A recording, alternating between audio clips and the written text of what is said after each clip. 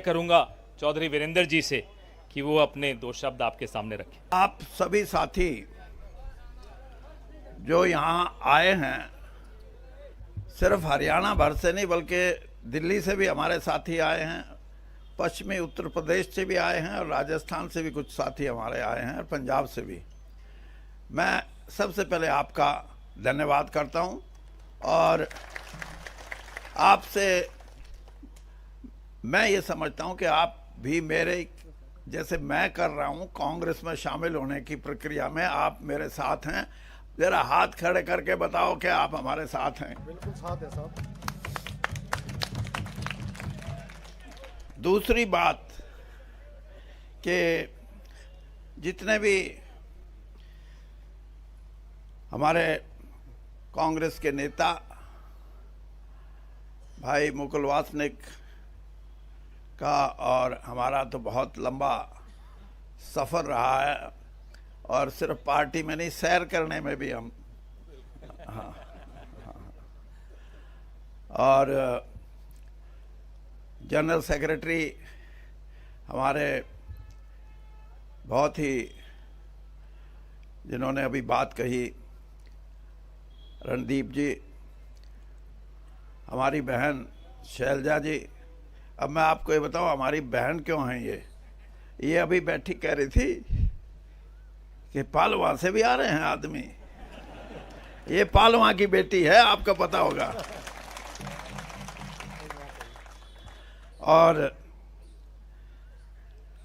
हरियाणा कांग्रेस के विपक्ष में जो नेता हैं भाई भूपेंद्र सिंह जी,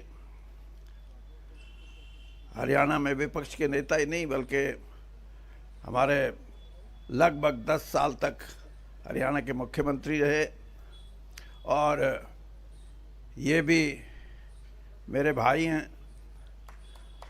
उदय भान जी जो हमारी हरियाणा की कांग्रेस की यूनिट है उसके अध्यक्ष हैं।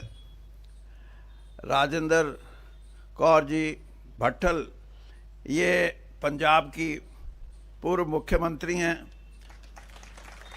और अगली ताड़ी इस बात की बजानी है कि जड़े अपना हरियाणा पंजाब न्यारा न्यारा हुआ है वहीं से एमएलए बनती थी ये हमेशा। तो ये भी हमारी बहन है। और कैप्टन अजय सिंह जी, हमारी बहन किरण चौधरी जी, डॉक्टर साहब जो असलम नासिर हुसैन डॉक्टर, ये सचिव हैं और खड़गे जी के साथ जो अध्यक्ष हैं हमारे उनके साथ काम करते हैं। और किरण जी का नाम हो गया ना, पवन खेड़ा जी।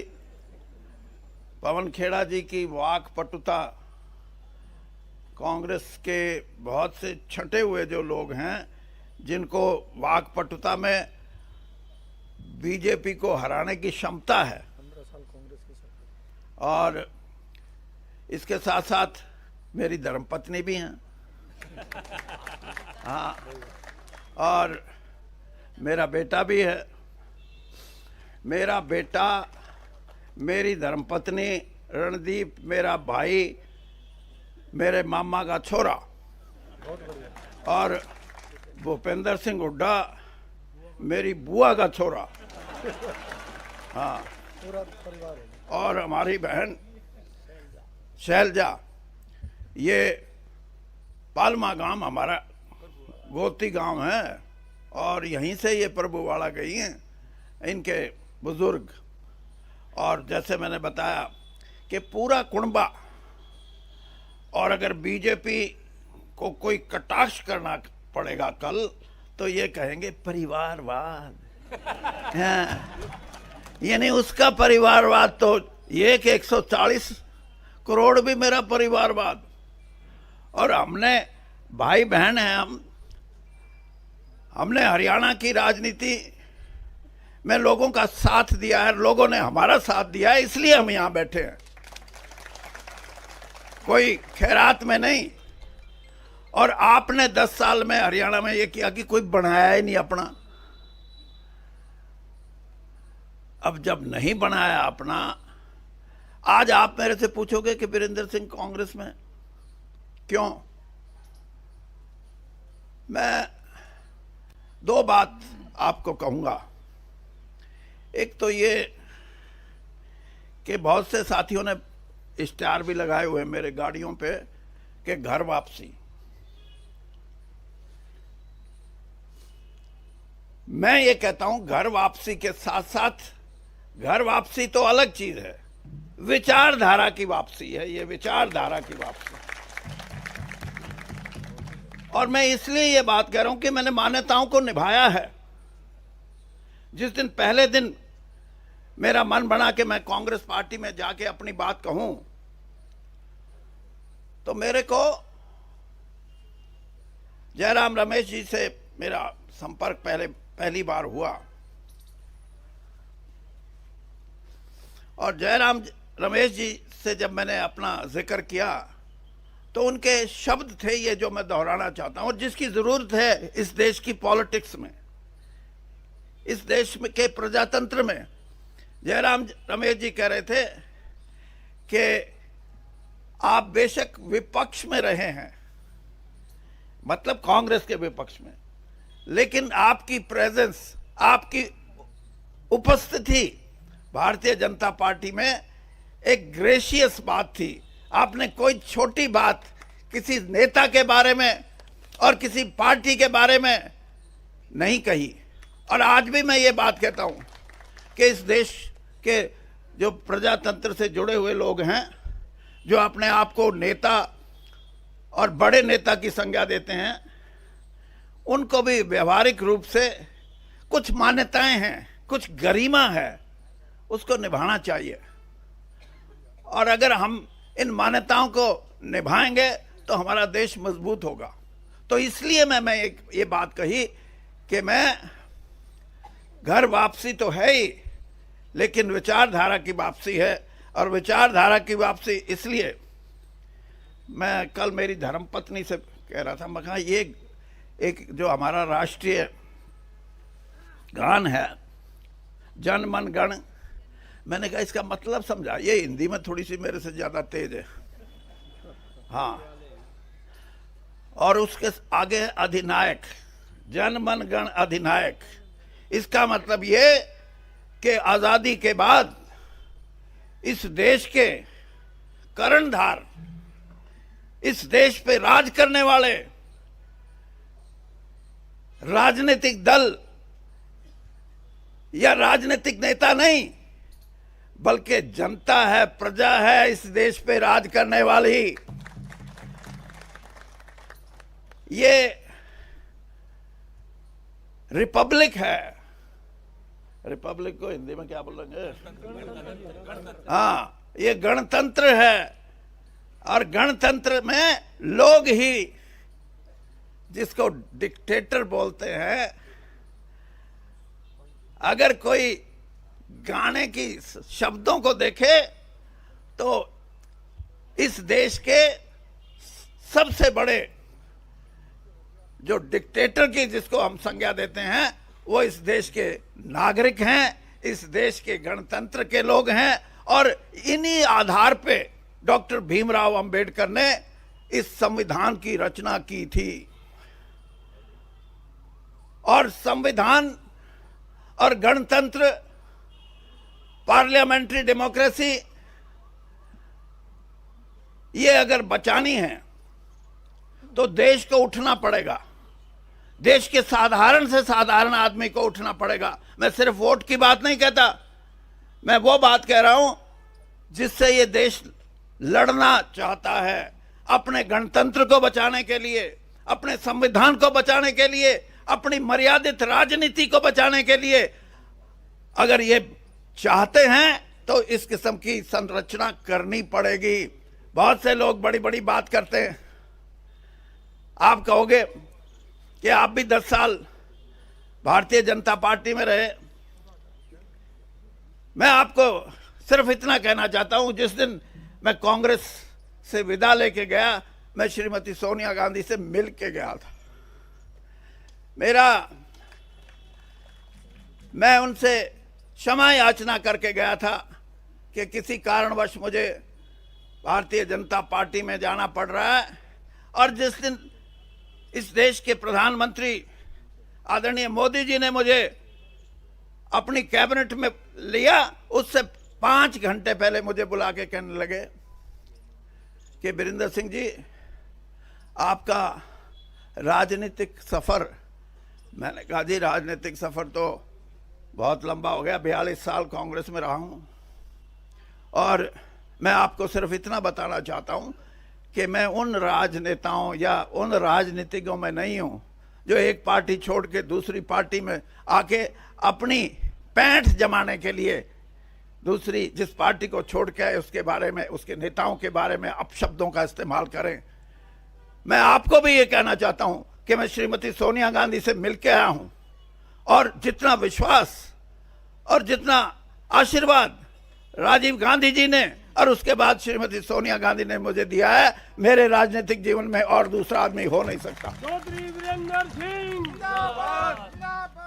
और इसलिए मैं आज भी ये बात कह रहा हूं कि मेरी कांग्रेस में वापसी, लेकिन मैं जिस पार्टी में 10 साल रहा हूं उसके लिए भी कभी घटिया बात नहीं करूंगा। इस राजनीति को बंद करना चाहिए। इस देश में जो घटिया बात करते हैं, जिनकी सोच इस बात से है कि हम अपने ऊपर वाले को खुश कैसे करें, मैंने ऊपर वालों को नाराज करके राजनीति की है। हाँ, और मैं ये देखता था कि मेरे को क्यों नहीं निकाल देते जल्दी। हाँ, जब मैं किसान के साथ खड़ा था, किसान भाई मेरे को आके, किसान ही उनके संयुक्त किसान मोर्चा के भी कुछ साथी मेरे को आके बोलते थे कि भाई सरकार ने बात करनी बंद कर दी, वीरेंद्र सिंह आप हमारी बात सुनते हो, कम से कम इनसे बात कर लो, कुछ निपटारा हो जाए। निपटारे की मैंने कोशिश की, और आखिर में ये बात आई, किसान यूनियन के भाइयों ने कहा कि कम से कम इतना तो करो, जिसके बारे में भूपेंद्र सिंह हुड्डा भी हमेशा बात करते हैं। मैंने कहा बताओ। तो एमएसपी की बात जब हुई तो सरकार ने कहा नहीं। उसके बाद मैंने कहा और कुछ बताओ, तो हमारे जो किसान भाई आए थे आंदोलन में जो शामिल थे, उन्होंने कहा भाई इतना तो करा दो कि चाहे बाहर बेचो चाहे भीतर बेचो, एक बेंचमार्क जिसको बोलते हैं वो स्थापित कर दो, उससे कम हमारी जिन्स नहीं बिकनी चाहिए, फिर हम बाहर भी बेच लेंगे अंदर भी बेच लेंगे। मैं आपको ईमानदारी से बताता हूं, यही है जिसको मैं कहता हूं कि हमारी सोच, भारतीय जनता पार्टी की सोच और कांग्रेस की सोच में अंतर। जब मैंने ये सुझाव रखा किसान का कि वो ये कह रहा है कि बेंचमार्क तो बता दो कि इससे कम कोई नहीं खरीदेगा, चाहे बाहर हो चाहे भीतर हो। जो 5 लोग वहां बैठे थे कूद के पड़े, कूद के। हाँ, मैंने कहा क्यों कूदे? उनके मुंह से निकल गया, अरे चौधरी हम खरीदने के लिए जिस बात से हम खरीदेंगे उससे खरीदेंगे, हम कोई न्यू नहीं करते। मैं कहा भाई बेड़ा गर्क है जिसने, हाँ ये कोई इंसाफ नहीं है। और आज भी मैं इस बात को कहता हूं कि हमारे इकोनॉमिक रिफॉर्म्स हुए नरसिम्हा राव जी के समय से लेकर 33 साल 34 साल हो गए, क्या मिला है किसान को? क्या मिला है गरीब कमेरे वर्ग को? आज मैं कांग्रेस के मंच से ये बात कहता हूं कि इस देश की 70% आबादी जो अपना खून पसीना बहा के मेहनत करके कमाती है, चाहे वो किसान के खेत में और चाहे वो हमारा कमेरा वर्ग हो, उसको इंसाफ नहीं मिला। और उस इंसाफ के लिए हमारा जो घोषणा पत्र है, आज तो मेरा भी हो गया, कल तक तो नहीं था ना। जो हमारा घोषणा पत्र आया है उसके अंदर एक एक बिंदु मैंने देखा है और उस बिंदु पे कई बार तो घोषणा पत्र आते हैं, बिंदु अटके के अटके रह जाते हैं। लेकिन अब की बार जिसने बिंदु बनाए हैं उन बिंदुओं पे राहुल गांधी जी की मोहर है, उनकी मोहर है। और मैं ये भी मानता हूं कि नौजवान आदमी ही क्रांति ला सकते हैं। और उन्होंने कह दिया कि एमएसपी का कानून बढ़ाएंगे। मेरा उनसे थोड़ा बहुत सूत बैठा तो मैं उन्होंने कहूंगा जी इतना बता दो कि किसान बाजा बाजा फिर कहा भाई मेरी गोद गर्म हो है, यही ठीक दे चाहे। यही बात का मेरे वर्ग के लिए। तो ये जो वास्तविकता है, इससे भारतीय जनता पार्टी तो कोसों दूर है। और कोसों दूर इसलिए है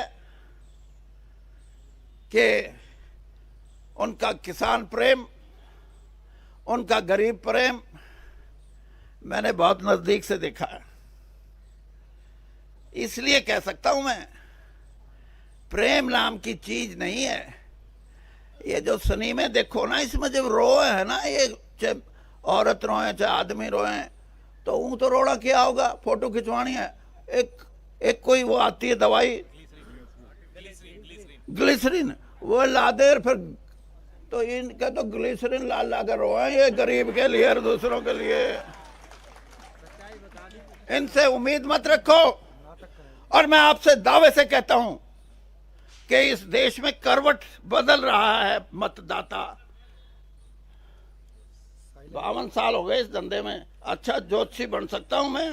हाँ, राजनीति का ये बदलाव है, ये राजनीतिक दल या राजनीतिक नेताओं की वजह से नहीं, ये इनके कुकर्मों की वजह से, इनकी गलत नीतियों की वजह से। और बदलेगा।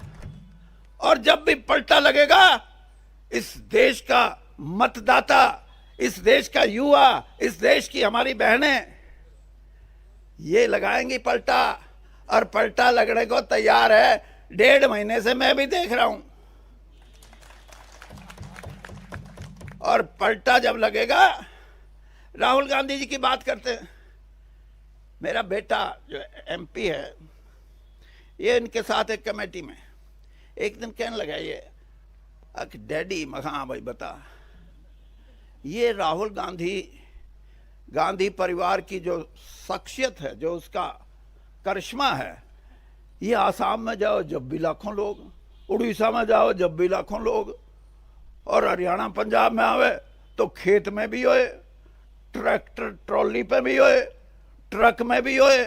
राजस्थान में जाओ तो औरतें और आदमियों की। ये क्यों?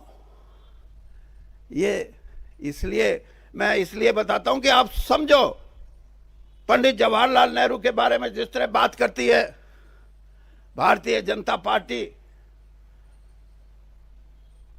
बड़ी बड़ी बात करती है। मैं आपको एक किस्सा सुनाता हूं, फिर देख लेना कि पंडित जी से बड़ा कोई आदमी इस देश में हुआ या नहीं। अहमदाबाद से चुनाव लड़ते थे इंदुलाल याग्निक। वो हमेशा इंडिपेंडेंट, निर्दलीय चुनाव लड़ते थे और हमेशा जीत के आते थे। 52 में जीते, 57 में जीते। 62 का जो चुनाव था, उसमें कांग्रेस के जो कैंडिडेट थे, वो पंडित जी का किसी ना किसी तरह प्रोग्राम बना लिया रैली का वहां। और जब वो अपना भाषण कर रहे थे, तो उन्होंने स्टेज पे बैठे लोगों से पूछा, अहमदाबाद से अब कौन लड़ रहे हैं? तो स्टेज पे बैठे लोगों ने कहा, जी इंदुलाल याग्निक। देखिए महानता, राजनीति इन मूल्यों की होती है।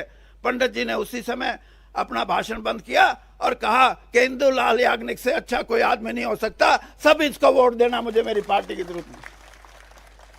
और यहां बड़ी बड़ी बात करते हैं।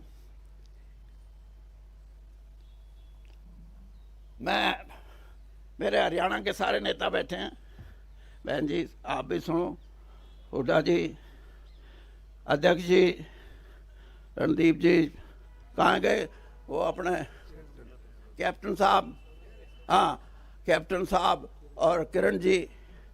ये बात तो आज लंबी हो जाएगी, मेरे को 10 दिन में 15 दिन में एक टाइम दे दो, 2-3 लाख लोग इकट्ठे करेंगे हम, करोगे ना? हाँ, उसे दिन इनका बोरिया बिस्तर बंद ना हो जाए तो मन ने पकड़ लियो। धन्यवाद। धन्यवाद।